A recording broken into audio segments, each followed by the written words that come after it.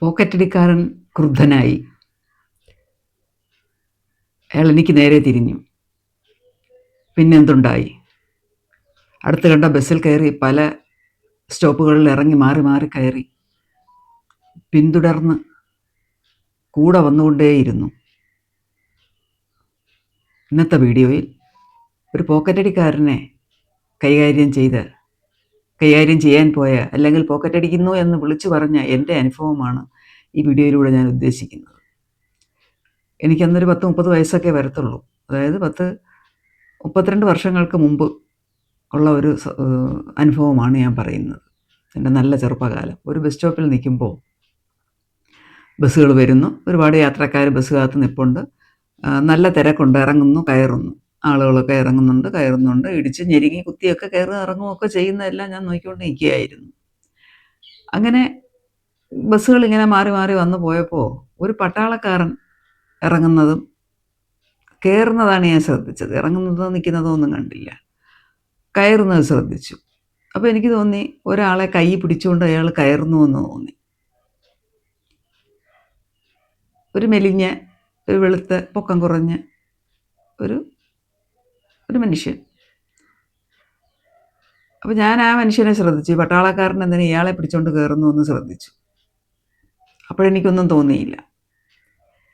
കുറച്ച് കഴിഞ്ഞ് അടുത്ത ബസ് വന്നപ്പോഴും ഇയാൾ അതിനിടയ്ക്ക് കിടന്ന് തിക്കി തിരക്കി വീണ്ടും ബസ്സിൽ കയറാൻ തുടങ്ങുന്നു.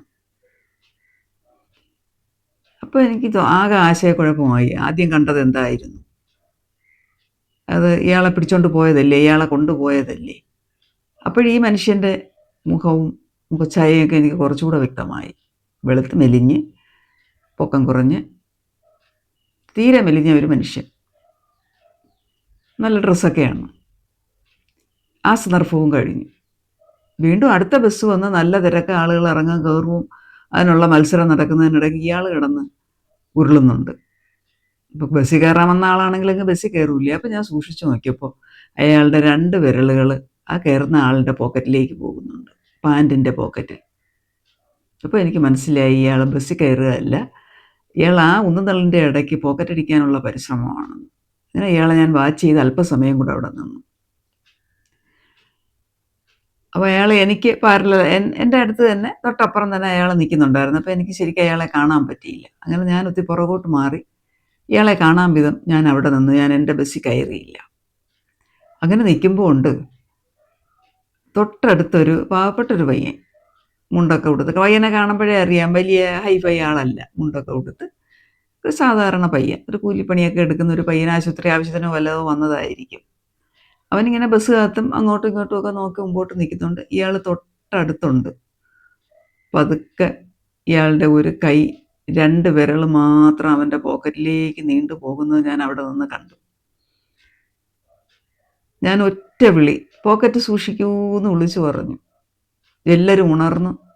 ഇയാൾ അവിടെ നിന്ന് പെട്ടെന്ന്, ആ കൈ പോണമെന്നും നമ്മൾ അറിയത്തില്ല കേട്ടോ, വളരെ നൈസായിട്ട് ഇയാൾ ആ ഉദ്യമം ഉപേക്ഷിച്ചു. പക്ഷേ പെട്ടെന്ന് എൻ്റെ നേരെ അങ്ങ് തിരിഞ്ഞു. തെറിവിളി, എന്നെ അപ്പോൾ ഉപദ്രവിക്കും. ആരും ഇടപെടുന്നില്ല, ആരും ശ്രദ്ധിക്കുന്നില്ല. എന്നെ അയാൾ എൻ്റെ നേരെ കയറി. ഞാൻ ആകെ വരണ്ടുപോയി. ആരും എൻ്റെ സഹായത്തിനില്ല, ആരും ശ്രദ്ധിക്കുന്നില്ല, സഹായിക്കുന്നില്ല. ആരും അറിയാതെയായി അയാൾ ആ ഓപ്പറേഷൻ. ഞാൻ എളുപ്പം ഓടിച്ചെന്ന് വന്നു നിന്ന ബസ്സിലങ്ങ് കയറി. ഫ്രണ്ടിലെ ഡോറിൽ കൂടെ ഞാൻ കയറിയിട്ട് ഞാൻ താഴെ നോക്കുമ്പോൾ ഇയാൾ ബാക്ക് ഡോറിൽ കൂടെ കയറി എൻ്റെ അടുത്തേക്ക് വരുന്നു. നല്ല ബഹളം വയ്ക്കുന്നുണ്ട്, അടുത്തോട്ട് വരുന്നുണ്ട്. പക്ഷെ എനിക്ക് മനസ്സിലായി അയാൾ എന്നെ ഉപദ്രവിക്കുമെന്ന്. തൊട്ടടുത്ത സ്റ്റോപ്പിൽ ഞാനങ്ങ് ഇറങ്ങിയിട്ട് നോക്കുമ്പോൾ ഇയാളും ഇറങ്ങി കൂടെ വരുന്നുണ്ട്. അങ്ങനെ ഞാൻ എളുപ്പം റോഡ് ക്രോസ് ചെയ്ത് അടുത്ത ബസ്സിൽ കയറി. ഓടി അവിടെ ചെന്ന് നിന്ന് വന്ന ബസ്സിൽ കയറി. തിരിഞ്ഞു നോക്കുമ്പോൾ ഇയാൾ വീണ്ടും കൂടെ ഉണ്ടെന്ന് പറഞ്ഞാൽ അയാൾ എന്നെ ഉപദ്രവിക്കും. അത്രയ്ക്ക് അയാൾ ക്രുദ്ധനായിട്ട് കൂടെ ഓടുന്നുണ്ടായിരുന്നു. അല്പം കൂടെ മുമ്പോട്ട് പോയി, അതായത് തിരിച്ച് ആ ബസ് സ്റ്റോപ്പ്, കയറിയ സ്റ്റോപ്പ് എത്തിയപ്പോൾ ഞാൻ അവിടെ ഇറങ്ങി വീണ്ടും ഞാൻ അപ്പുറം ഓടിപ്പോയി പെട്ടെന്ന് പോകുന്നൊരു ബസ്സിൽ ഞാനങ്ങ് കയറി. അപ്പം പിന്നെ ഞാൻ അയാളെ കണ്ടില്ല. അപ്പോഴത്തേക്കും എനിക്ക് തോന്നുന്നു ഇയാൾ ആ സ്റ്റോപ്പ് നല്ല തിരക്കായതുകൊണ്ട് അയാളുടെ അടുത്ത പരിപാടി, അടുത്ത ഇരയെ തേടി ആ ഉദ്യമം ഉപേക്ഷിച്ച് അവിടെ നിന്ന് കാണും. ഞാൻ പിന്നെ കുറച്ചുകൂടെ മുമ്പോട്ട് പോയിട്ട് ഇറങ്ങി ഞാൻ പോകാൻ ഉദ്ദേശിച്ച വഴി പിന്നെ അന്ന് പോയില്ല, പേടിച്ചു പോയി. തിരിച്ച് വേറൊരു ബസ്സിൽ കയറി വീട്ടിൽ പോവുകയാണ് ഉണ്ടായത്. അപ്പോൾ ഇതിൽ നിന്ന് ഞാൻ എന്ത് പഠിച്ചു എന്നുള്ളതാണ്. സാമൂഹ്യ വിരുദ്ധ ശക്തികളെ, ഛിദ്രശക്തികളെ നമുക്ക് ഒറ്റയ്ക്ക് നേരിടാൻ പറ്റില്ല. നമ്മൾ നേരിട്ട് അറ്റാക്ക് ചെയ്യുകയും ചെയ്യരുത്, അതല്ല അവിടെ വേണ്ടത്. മറിച്ച് ഞാൻ പരമരഹസ്യമായിട്ട് അടുത്തെവിടെയെങ്കിലും പോലീസുകാർ നിൽപ്പുണ്ടെങ്കിൽ അദ്ദേഹത്തോട് പോയി പറയുകയായിരുന്നു വേണ്ടത്. അങ്ങനെയാണ് നമ്മൾ ചെയ്യേണ്ടത്. പോലീസുകാരനെ പോയി കൂട്ടിക്കൊണ്ടുവന്ന് കാണിച്ചു കൊടുത്തിരുന്നെങ്കിൽ ഒരു പക്ഷേ അവർ സംഘടിതമായിട്ട് പിടിക്കുകയോ അത് വിലക്കുകയോ ഒക്കെ ചെയ്യുമായിരുന്നു. ആ സന്ദർഭം മാറ്റിയെടുത്ത് ആരെങ്കിലുമൊക്കെ രക്ഷപ്പെടുത്തിയെടുത്തന്നെ. പക്ഷെ ഞാൻ ഒറ്റയ്ക്ക് അതിനിറങ്ങി തിരിച്ചത് അവിടെ കിടന്ന് ഞാൻ വലഞ്ഞു പോയി, ഞാൻ അപകടപ്പെട്ടു പോകുമായിരുന്നു, എന്നെ അപകടപ്പെടുത്തുമായിരുന്നു. മറ്റൊരു സന്ദർഭം ഒരു ഒഴിഞ്ഞ സ്ഥലമോ അല്ലെങ്കിൽ അത്രയും ബസ് സർവീസ് ഉള്ള റോഡായതുകൊണ്ടാണ് ഞാനന്ന് രക്ഷപ്പെട്ടത്. കാരണം എനിക്ക് മാറി മാറി ഓരോ ബസ്സുകളിൽ കയറാൻ പറ്റി. കൂടെ നിൽക്കുന്നവരാരും നമ്മളെ ശ്രദ്ധിക്കുന്നില്ല. വലിയ പ്രയാസമായിരുന്നു അന്ന് ഞാൻ നേരിട്ടത്. അതുകൊണ്ട് എനിക്ക് പറയാനുള്ളത്, നമ്മുടെ നാട്ടിൽ ഒരുപാട് ഛിദ്രശക്തികളും സാമൂഹ്യ വിരുദ്ധ ശക്തികളും ഒക്കെ എവിടെയൊക്കെയോ ഒളിഞ്ഞിരിപ്പുണ്ട്. അതെല്ലാവരിലും ഇല്ല. അത് തക്കം കിട്ടുമ്പോൾ ഉണർന്നു വരും.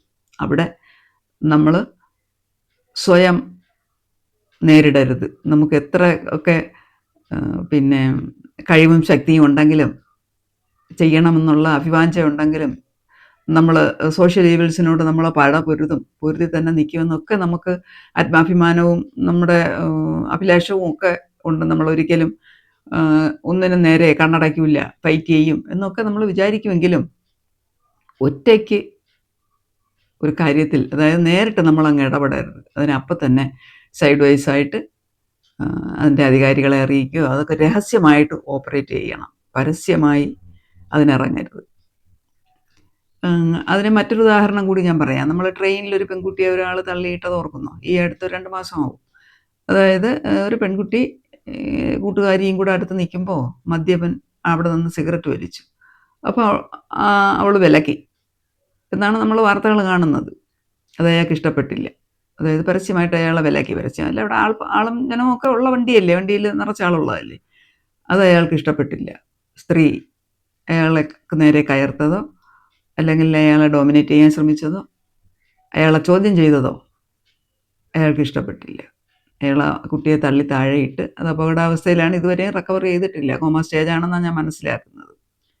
അതിതിന് മറ്റൊരു ഉദാഹരണമാണ്.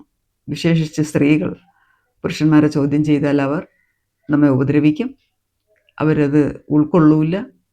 അവിടെ ഒരു സ്ത്രീ മേധാവിത്വം ആക്ഷേപിക്കും, അപമാനിക്കും, ഉപദ്രവിക്കും. ഇതുപോലുള്ള മാരകമായ അനുഭവങ്ങൾ നമുക്ക് വന്നു നേടും. നമ്മുടെ ജീവന് തന്നെ ഹാനിയാകും. അതുകൊണ്ട് എപ്പോഴും സാമൂഹ്യ വിരുദ്ധ ശക്തികളോട് പൊരുതാൻ നേരിട്ടുള്ള മാർഗം സ്വീകരിക്കാതെ അതിൻ്റെ ഉത്തരവാദിത്തപ്പെട്ടവരെ പരമരഹസ്യമായിട്ട് കാര്യങ്ങൾ അറിയിച്ച് വേണം കൈകാര്യം ചെയ്യാൻ.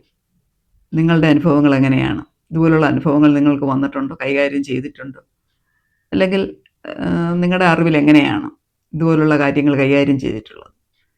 അഭിപ്രായങ്ങളും നിർദ്ദേശങ്ങളും കമൻറ്റുകളായി രേഖപ്പെടുത്തുമല്ലോ. മറ്റൊരു വീഡിയോയുമായി വീണ്ടും കാണാം.